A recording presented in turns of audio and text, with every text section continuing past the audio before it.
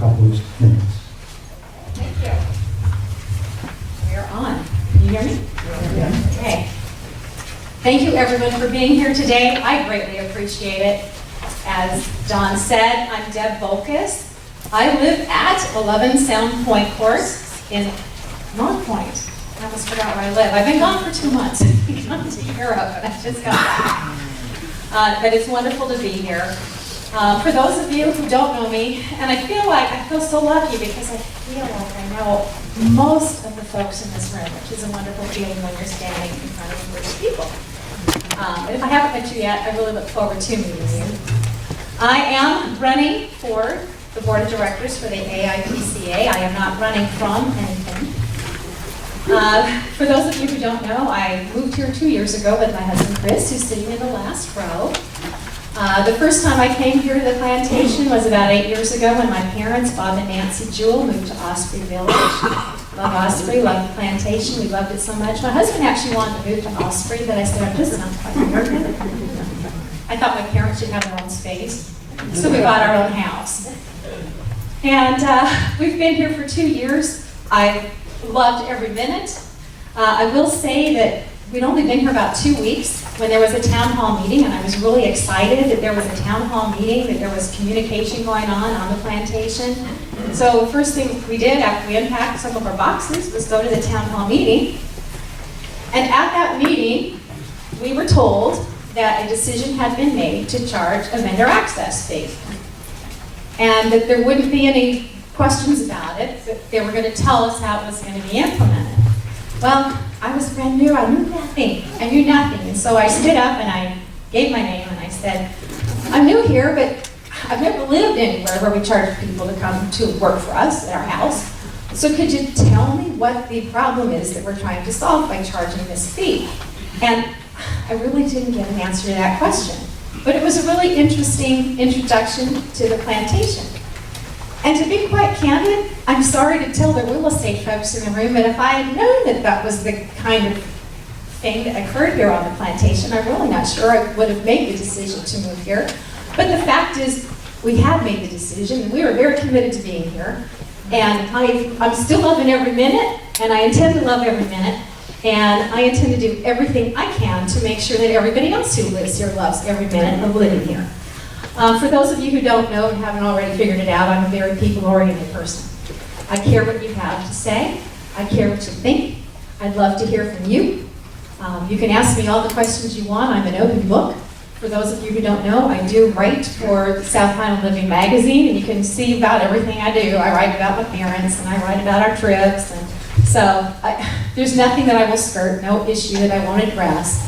But what's most important is what you think and that we are serving the members of this community.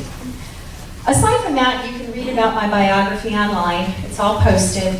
But there are a couple of things I think are really important for you to understand about all of us, and that's the kind of character. Yes, I am a character. My husband will tell you that. But I think my ethical values are really important for those of you to know. I had a call from somebody saying that they had talked to someone in the community and they were very concerned that those of us who are supported by the CACCG group are nothing but puppets. Well, I can tell you, don't take it from me, but you can ask my folks, or my folks aren't here, but you can ask them or ask my husband in the back of the room. I don't think I've ever been a puppet for anybody. So if you're concerned about that, you're not going to see it here. I stand up for what I believe in, and no one's going to tell me what to say or how to think, other than the majority of the community, and then I will support that. Many years ago, I started working for a Fortune 150 company, and at that orientation, the chairman of the board talked to us, and he said, I want you to think about, you representing this corporation, I want you to think about how every decision you make and every action you take, you're representing this company. And I want you to think about if what you do today, if that decision you make today ends up on the front page of the New York Times tomorrow, would your mother be happy to see that? Well, I have to live with that, actually, right here, because my mother is here. And my mother knows everything I do, and if you don't like what I do, and I'm sure somebody's going to call her and tell her, and I'll hear about it. So that's something I very much believe in, and Finally, I'd like to leave you with this. I have a leadership development corporation that I ran before I moved here. Leadership is something that I truly believe in. I believe I'm a role model at that, and I think about that every day. And I would just like to read to you this. Leadership builds up, not down. It is active, not passive. Leadership brings a smile, not a frown. Leadership gives credit, not blame. It casts vision, not blindness. Leadership drives change, not same. Leadership adds value, not clutter. It sees causes, not symptoms. It ignites passion, not sputter. Leadership helps you swim, not drown. It is inspiring, not expiring. And it is a verb, not a noun. Thank you. I'm Deb Volkus, and I look forward to hearing your questions.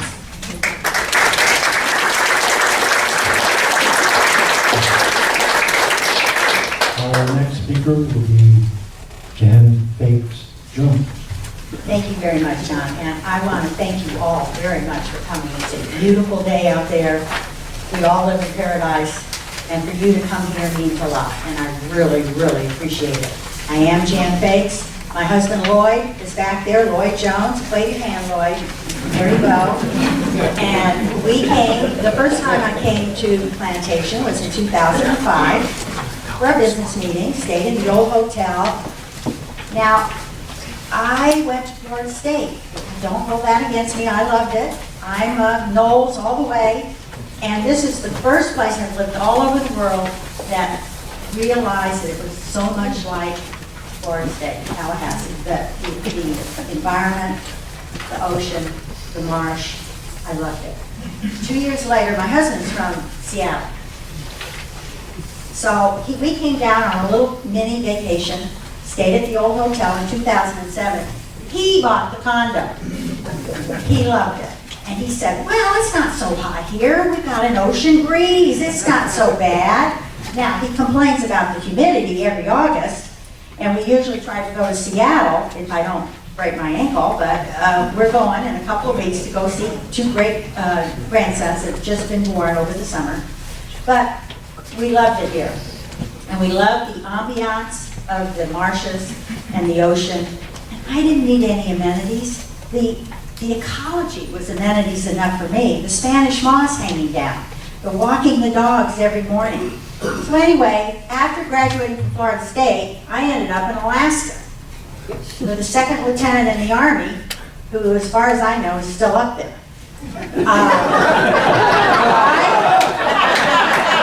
and I were in the Alaska State Senate, and if you ever see his legs, we were tennis partners, and he's got the most gorgeous legs, and that's what I.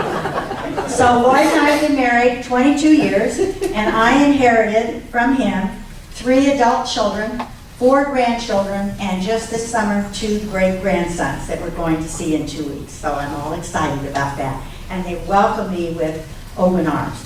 But in the state Senate, and I was there before he was, and he defeated a 20-year incumbent by knocking on every door in his hometown 3 times each until they were so sick of him, they said, we'll vote for you. Just go away. Just stop, stop, stop. So he's a great guy, and he fell in love with the plantation also, even with the humidity. And I thought I was retired.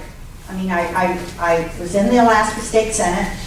My colleagues elected me as the first woman Senate President in the United States, which was a huge honor. Made the liberals kind of mad, but you know, that's the way it goes. I wrote the state's first ethics law because Alaska, great frontier, cowboys and Indians, no ethics law. Money was flowing, oil and gas was flowing. We needed an ethics law, so they passed it on me. We had to amend it a couple of years later, but you know, that's the break, that's the legislative process. And then I went back to Washington, D.C. with President H.W. Bush and got to be Deputy Assistant Secretary in the Department of Labor. Now, I'm an oil and gas expert. And represented my state at OPEC meetings in Vienna. Love Vienna. OPEC meetings with the AK-47s, not so much, but Vienna is fabulous. Okay. So where does the Bush administration put me? Coal. One hydrocarbon is the same as another hydrocarbon. So I was with the Mining Institute in Beckley, West Virginia, and did coal and mining regs. But you know, life goes on. Became a lawyer with Georgetown University, and became a congressional rat, the congressional staffer up on the Hill, and was an investigative counsel for energy and commerce. And you all remember the hanging chads in West Palm Beach? I was part of the investigating team that did the hanging chads. And we got to be careful about voting rules, because you'll get a hanging chad, and when hanging chads happen, guess what happens follows? Lawsuits. Bush v. Gore did that too. So we need to be careful. And I'm running because one of my condo presidents asked me to consider running. And I respect this person very much. And so I decided to run because I believe you should have choices. It's as simple as that. I have nothing against that board. They are hard-working critters. Let me tell you, they've got us in orientation. This orientation notebook, and I'm about halfway through it in the last month. I mean, it's full of all the legal documents they have to know, all the rules, all the regulations. It's a big deal, and they do a good job. And I want to thank them for that. A lot of them are here today. And I'm not trying to take over from them, and I don't think I know better than they do.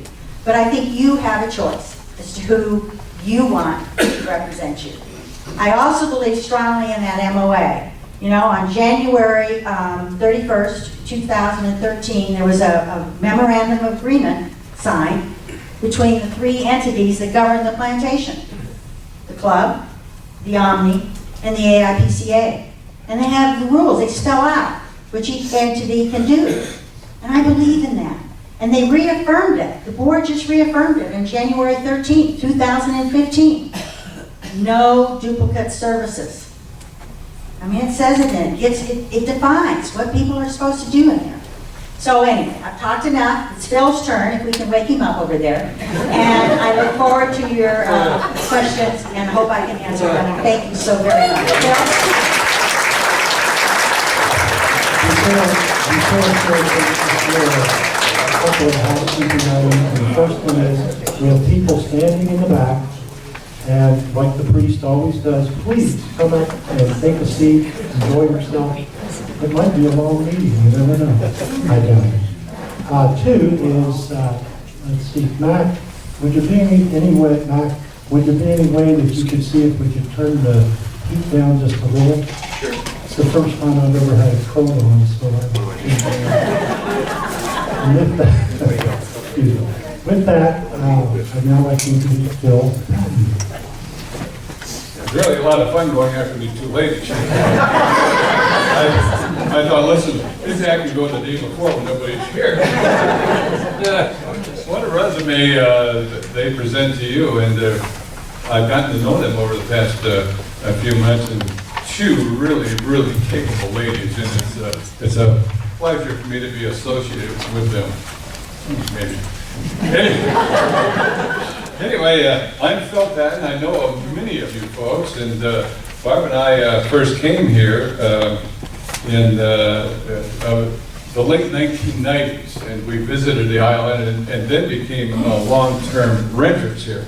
And in 2001, we decided to make this a retirement area, so we bought a home over in Oak Point.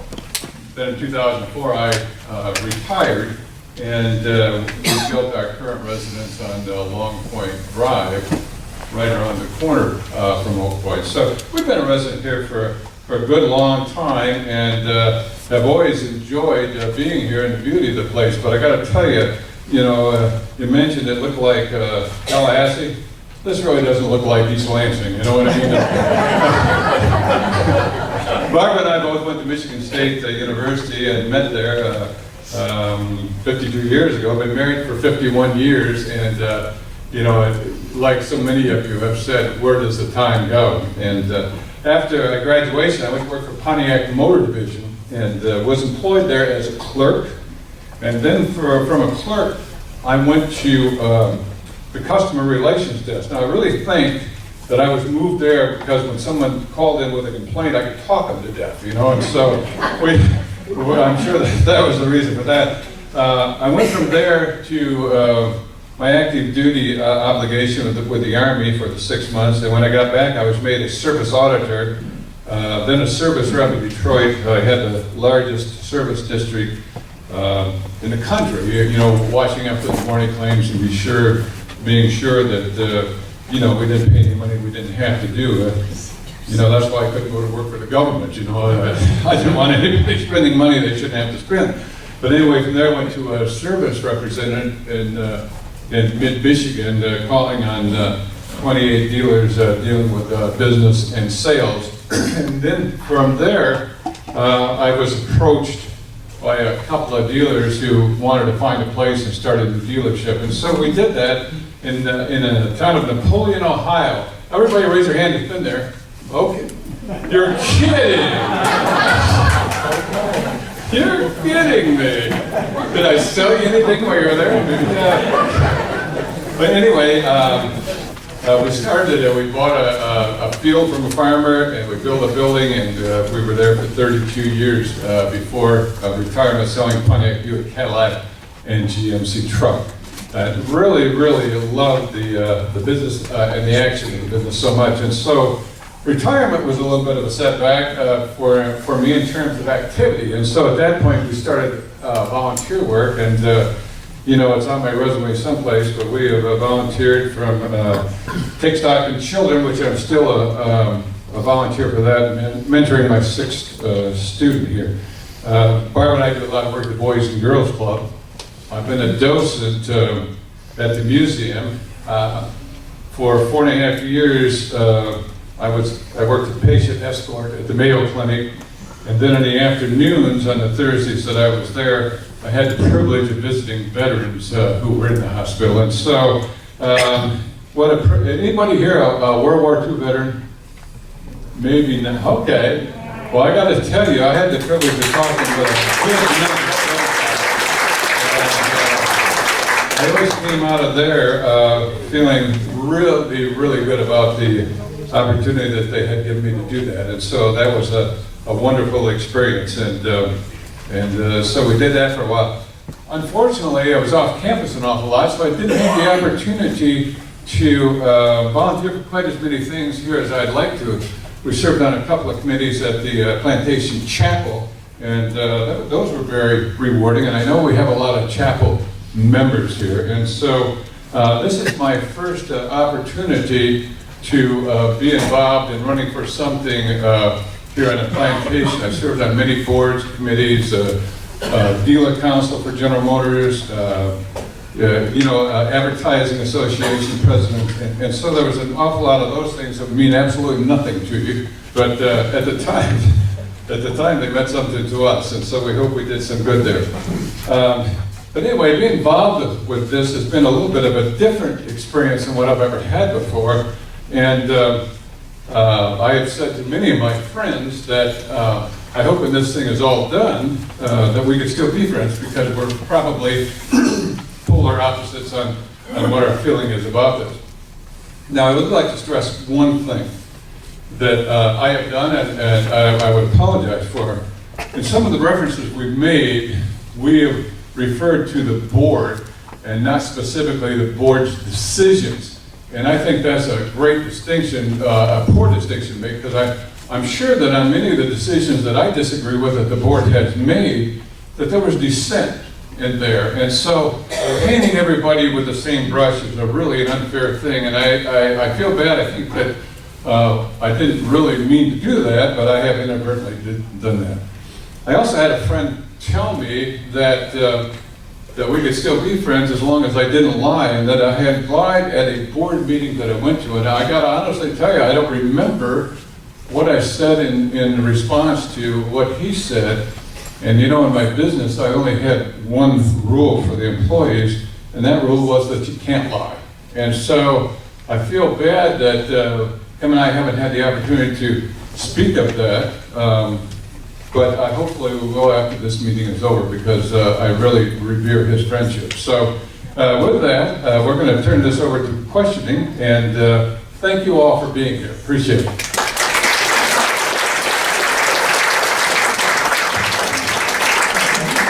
Thank you very much, Phil, and from now on, I'm going to watch myself when we're playing golf when I tell you that I have a fraud.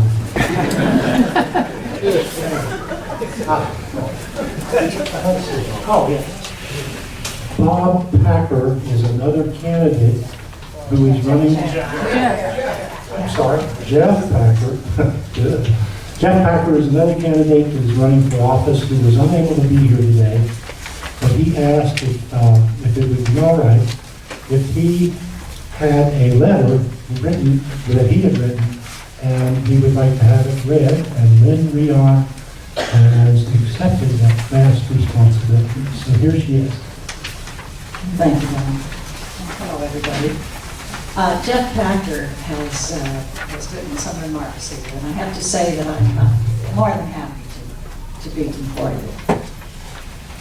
He says, I'd like to take a few minutes to let you know who I am, what I've done, and why I'm seeking a position on the board, and why you might consider voting for me. Jane and I first visited AIP in 2003 for a 2-night stay at the inn, familiar story. We were immediately taken with the beauty of the plantation and the unique features of the island. Though we arrived for only a brief vacation away from the kids, we found ourselves touring with realtors within 24 hours. We purchased our condo at Turtle Dunes in 2004, which we kept in the rental pool to help cover expenses. Working in Lancaster, in Florida, I'm sorry, yes. Working in Lancaster as a radiologist with the teleradiology company, I was fortunate to be able to spend some time conducting my clinical practice from Amelia through the magic of the internet.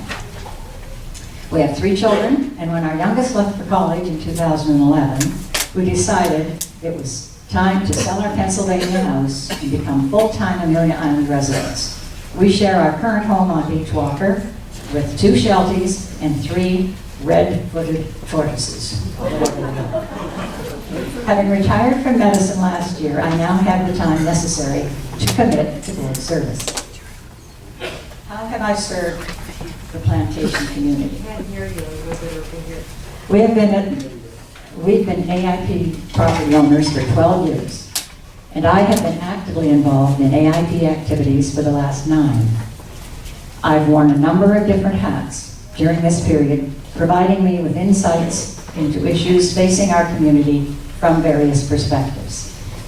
Beginning in 2007, I served 7 years as a member of the Turtle Dunes Board, a portion of that time as vice president.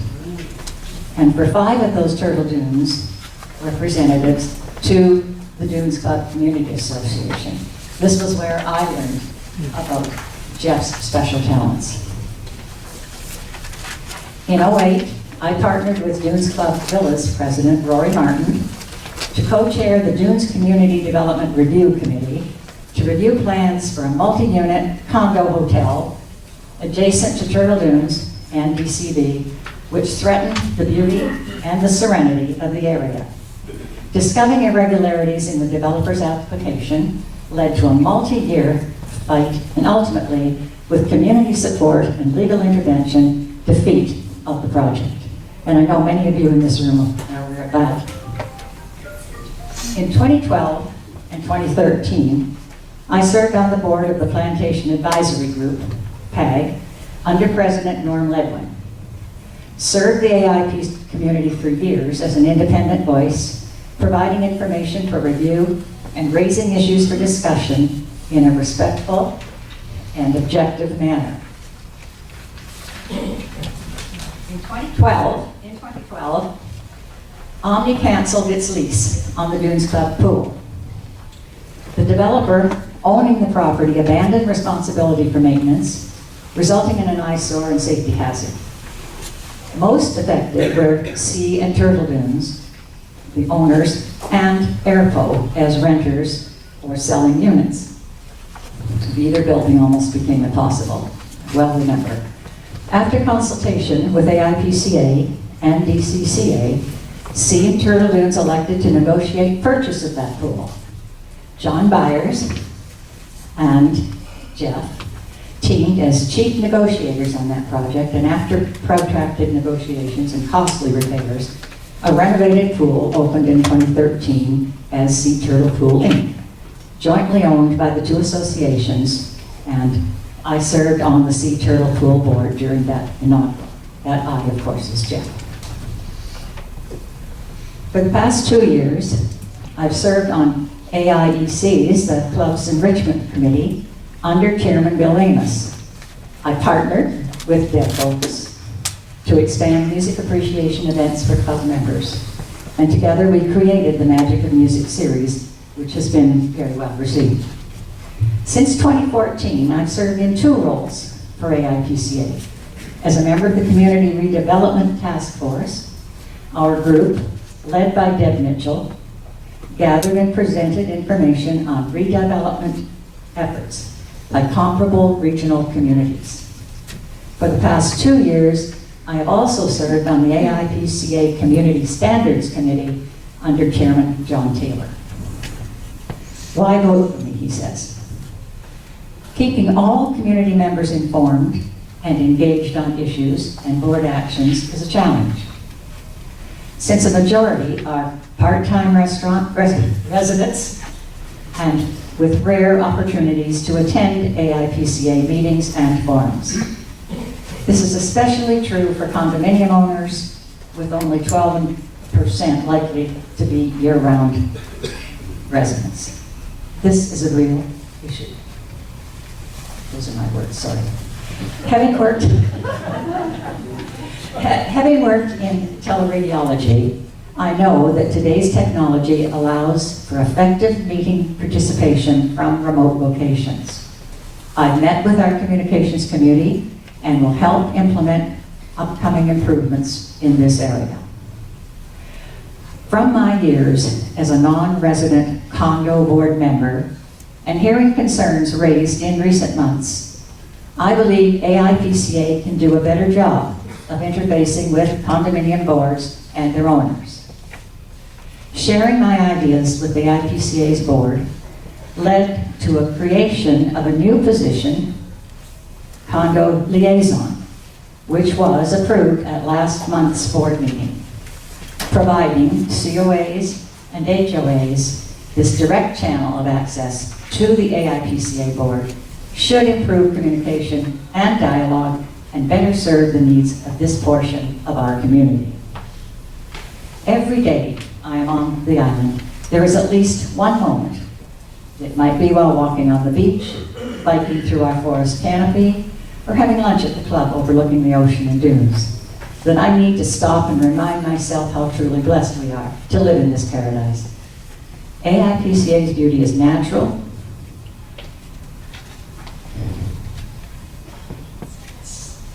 but its shared governance by AIPCA, the club, and OMNI is complex and anything but. Still, this system functions well when all 3 bodies work together. If elected, I pledge to uphold all tenets of the 2012 Memorandum of Agreement, which include maintaining financial stability, protecting our natural environment, supporting property values, maintaining lifestyle, and enhancing our community's reputation.